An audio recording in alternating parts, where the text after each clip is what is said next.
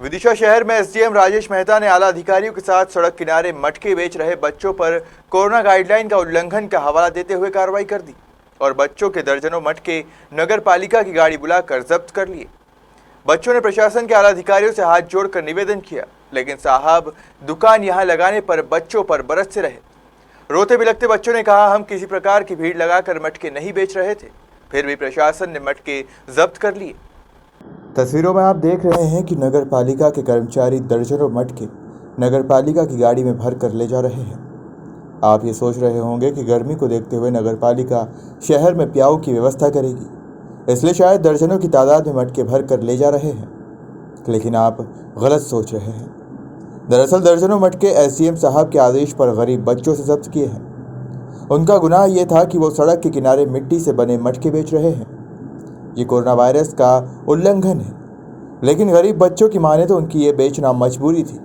पूरे साल धंधे चौपट रहे, गर्मी के सीज़न में थोड़ी बहुत खरीदारी होती थी, इसलिए इस बच्चे ने ब्याज से पैसे लेकर मटके बनवाए और जय स्तंभ चौक पर मटके बेचने आ गए।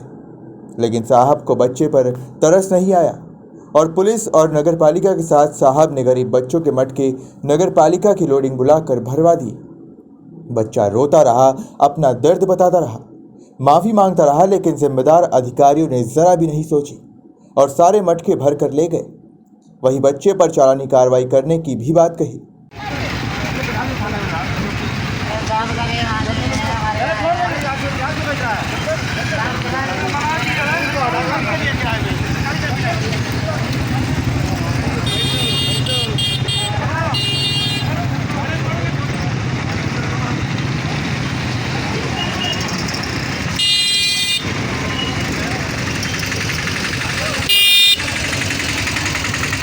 बच्चे का कहना था कि घर में माँ खत्म हो गई है, पैसे नहीं हैं, हमारी मजबूरी है कि हम कुछ बेचकर घर का गुजारा कर सके।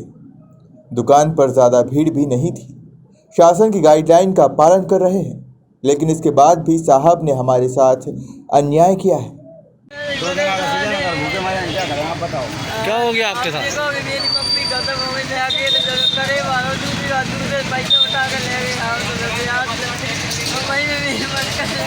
क्या हो गया है आपके साथ?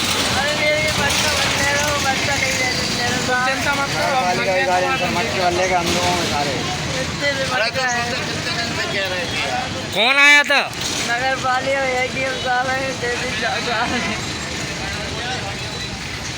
आप बताओ हम सर क्या करें। वहीं पूर्व विधायक निशांक जैन ने प्रशासन की कार्रवाई की घोर निंदा करते हुए जमकर अपनी नाराजगी जताई। देश में और प्रदेश में झूठों की सरकार है, जो सिर्फ और सिर्फ दिन भर टीवी पे झूठ बोलते हैं, समाचार पत्रों पे झूठ बोलते हैं, सोशल मीडिया में झूठ बोलते हैं। कोरोना जैसी महामारी फैलाने के लिए देश के प्रधानमंत्री और प्रदेश के मुख्यमंत्री जिम्मेदार हैं। मैं भी दमोह चुनाव में था, दमोह की जनता करा रही थी कि ये चुनाव क्यों एक गद्दार की वजह से लाद दिया गया है। और अभी मैं परसों दमोह था, काउंटिंग के दिन कोरोना का बम फूट रहा है, लोगों के धंधे तहस नहस हो गए, लोगों की दिनचर्या तहस नहस हो गई, और तो और अर्थियों को कंधा देने वाले नहीं है, शमशान घाटों में जगह नहीं है। और जहां तक हम मटके की बात करें, मटके वालों की बात करें, तो मैं तो कहना चाहता हूं कि प्रदेश के मुख्यमंत्री जी ने जिस तरह से सोशल डिस्टेंस की धज्जियां उड़ाते हुए इंदौर में गोले बनाए थे और वो कहा था कि गोले के अंदर आदमी रहे और अपना व्यापार करे, तो क्या इंदौर मध्य प्रदेश से के बाहर है?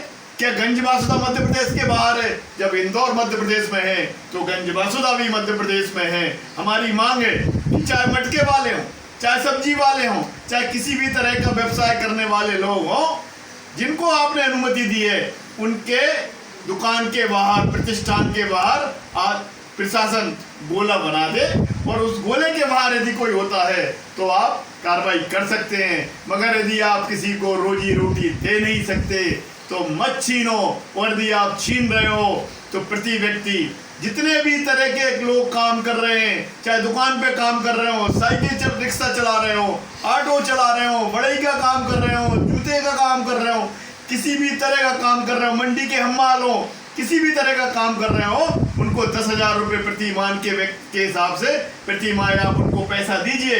नहीं तो ये पेट की आंख मुख्यमंत्री जी अभी तो आपको दमोह में आईना दिखाया है, आने वाले समय में इस पेट की आग का पूरे मध्य प्रदेश की जनता जवाब देगी।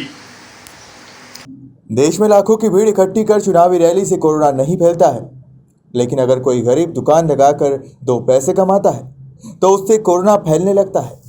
इसी सोच के कारण आज देश सहित मध्य प्रदेश में कोरोना ने विकराल रूप धारण कर लिया है। विदिशा से आशीष सुहाने की रिपोर्ट।